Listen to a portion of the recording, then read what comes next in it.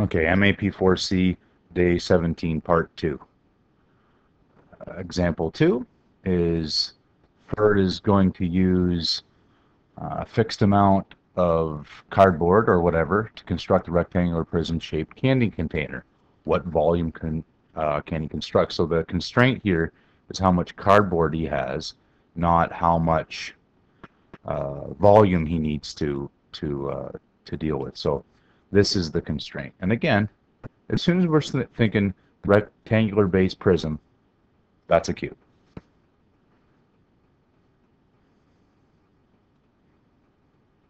Maybe I should be using a ruler here, but oh well. The thing about a cube is the length, width, and height are all the same.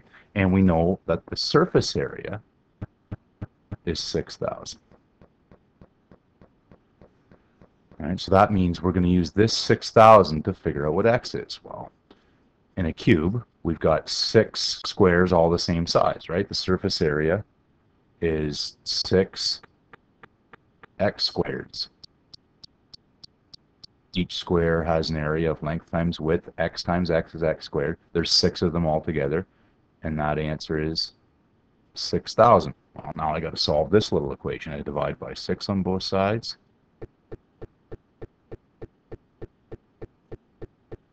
Then square root, not the cube root this time, just the good old plain old square root. And that is about 31.6 centimeters, about.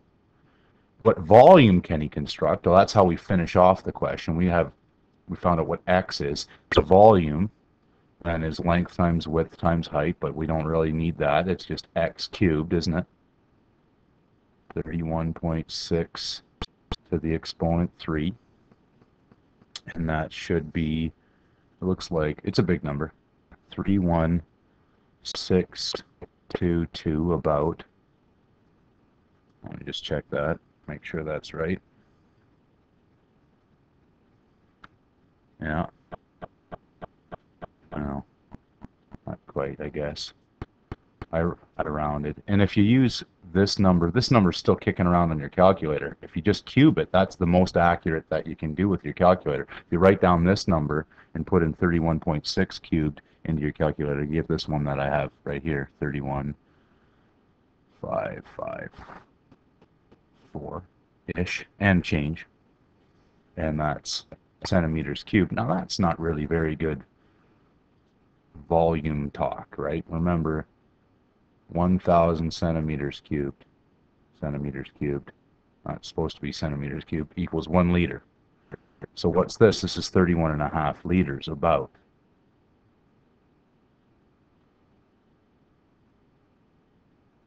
He can hold 31.6 liters if he makes a cube.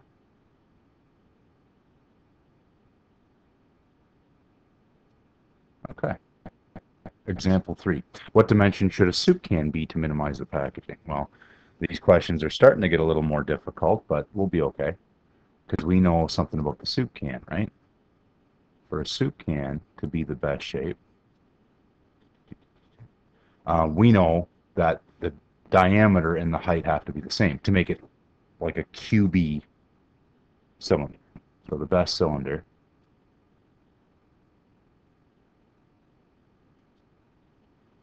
has the height equal to 2 radiuses, right? This is the height, this is the radius, this is another radius, then it fits perfectly into a cube. We know the volume's 350, right? That's a fact we're going to use. How are we going to do this? There's kind of 2 things, and I suppose we could set up a table, but we know it has to be this shape. So we're going to use this fact to get an expression, right? It would be nice if we could just have something, some statement where, we take the square root at the end, or like in the question before, take the cube root, right, to find out what the dimensions are. And that's what our goal is. That's what we're going to do here. And this is some pretty fancy algebra, but it shouldn't be too bad. Remember, we know the volume of a cylinder pi r squared h. The volume's 350. But what else do we know? We don't know the radius, but we know the height has got to be the same as two radiuses. Well, why does this help?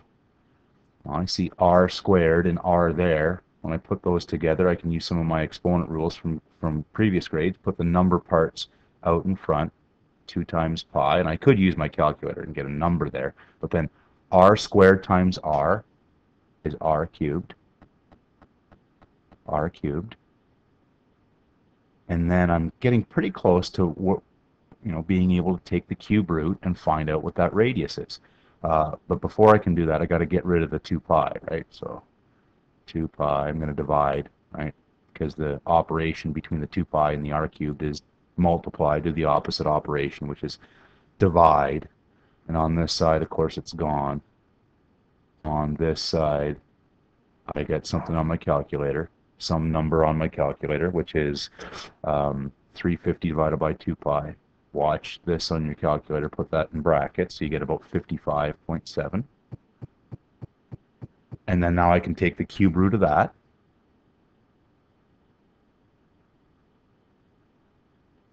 And that is about 3.8 centimeters. And so now I figured it out because I know the optimal cylinder shape has this fact.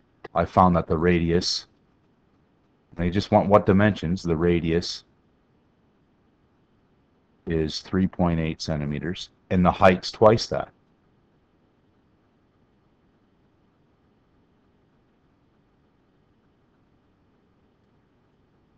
Two times 3.8, or about 7.6. And they're not that shape, and you can have a discussion in class why they wouldn't make things the optimal shape. Why would they be wasting their money on packaging? We'll talk about that in class, perhaps. The last question is a dandy. This is a great question, and very, very difficult. This is a difficult question. And in fact, this is setting us up a little bit for tomorrow's stuff when we're going to be using technology to answer these questions. And so if this seems pretty tough, well, it is. Be patient. We'll get through it. What this says, it says this chocolate bar package uses 40 square inches. So all this package, all this cardboard is 40 square inches. How many milliliters of chocolate could it hold? Well, that's a different thing. And actually, we're not even going to get as far as worrying about this idea of inches and milliliters and centimeters and all that business. We're going to set this question up only as a setup for tomorrow's class, okay? Because this is a pretty tough one, like I said. All right. Well, what do we know? We know the surface area, don't we? So we're going to need to use that fact, that square inches.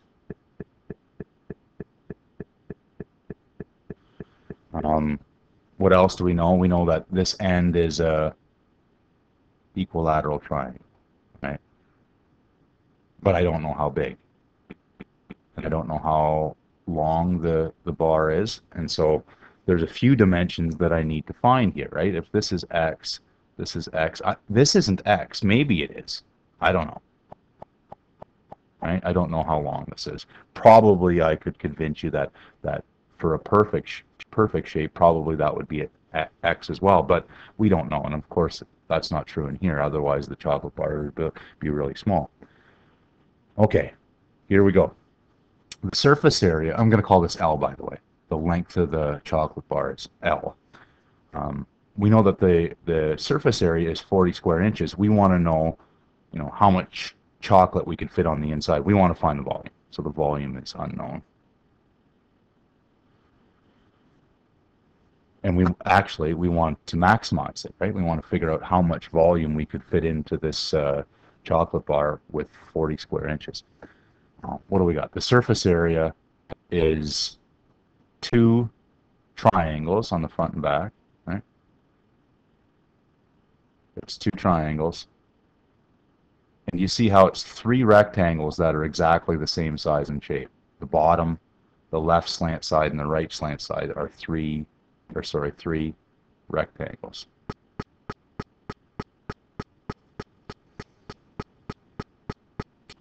Okay, well, the triangles, and I'm going to do some work in the side here. Triangles, area, base times height divided by 2. Well, base of this triangle is x. The height, well, the height I got to find.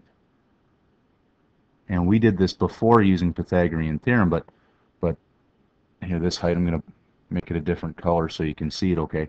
The height here of this triangle, this here, well, we're going to have to find that. We could use Pythagorean theorem. I'm going to do a different way. I'm going to use something from the last chapter, where this is x and this is x. I'm going to use this triangle here, not using Pythagorean theorem, but I'm going to use trig, because this is a right angle triangle. So what angle is that? That's 60 degrees, isn't it? 60 degrees there, 90 degrees there. This is SOHCAHTOA. What's this length though? Well, if this is x all the way across, this is a half x, isn't it? If I wanted that, do I need that? Not really, because now in this triangle, I've got the opposite side and the hypotenuse. Opposite and hypotenuse is sine of 60 is h over x.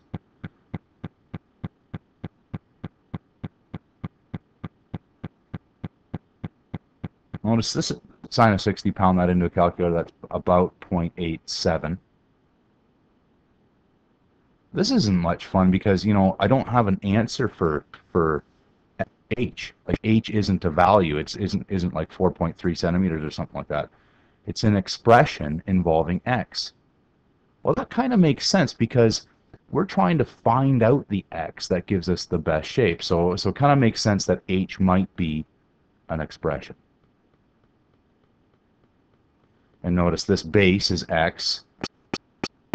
The height is an expression involving x divided by 2. And notice I could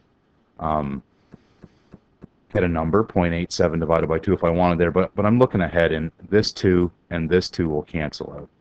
And I'll do that in a second. What's the shape of the rectangles? Well, that's not bad. The rectangle is L long and X wide, isn't it? So now I'm going to go back to my blue pen and substitute in this stuff. Oops, not point x, x times 0.87x divided by 2. That's the two triangles. The area of a triangle is this expression, plus 3, and then xLs, length times width. This cancels out, the 2's cancel out. I'm going to simplify this. X times x is x squared.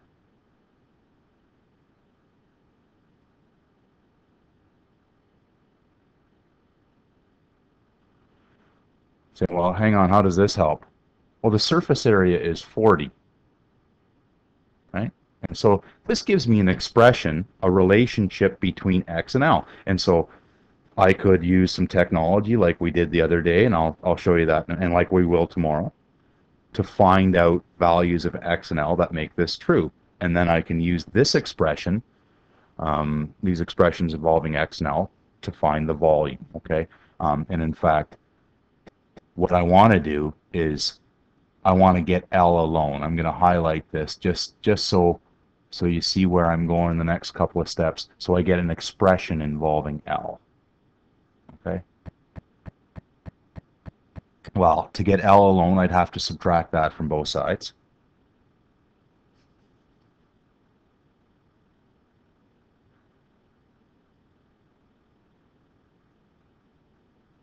Then to get L alone, I'll get to divide both sides by 3x. Divide both sides by 3x. And this is in an expression for L. Like I said, this is a pretty hard question. I mean, we're not going to be able to solve this using the techniques we did before. We're going to need to go to a calculator or to a spreadsheet or something like that. And are you ready for this awful expression that's coming? Because we want to find out the best volume, right? The volume of a triangular base prism is area of the base times the height, right? Well, the area of the base is a triangle. The area of the base was this expression here, wasn't it? Right?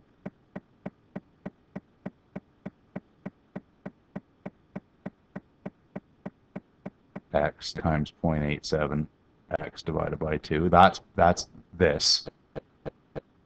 And the height of the prism is this expression.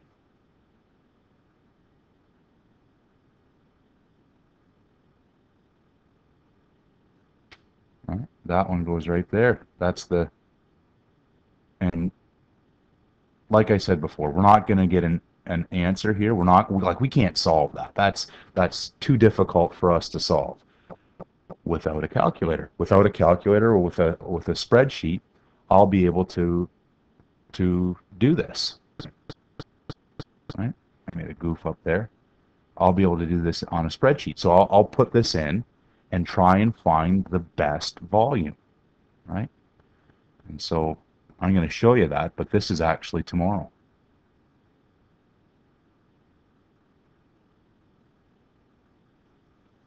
No answer. What we'll do is we'll go to a spreadsheet. Where's my spreadsheet? Where's my spreadsheet? I've done this. And how we did, and we did this with the rectangles earlier, we started at some small value and then we started adding little bits and trying to find out what the volume is. And there's that formula put into the spreadsheet. And don't worry, you won't have to do this on your own. There'll be instructions in the textbook. And then I filled down, right? I just sort of went, okay, select this, fill down, you know, fill down, fill down, fill down. That messed all that up, but that, you know, I'm going to just go edit, undo that. And then you can see the best shape on, I did a graph, and you'll get a chance to do this, a graph, and look down on my table, and the best value was when the X was 4 inches, the volume was 15 cubic inches. And that's the best. And again, none like this in the homework today, I don't think, but for sure the homework tomorrow. If you want to see another one like this that's a little bit easier, this one was wicked hard. And we'll pick it up in homework, and again tomorrow we'll get a chance to actually solve these using the spreadsheets.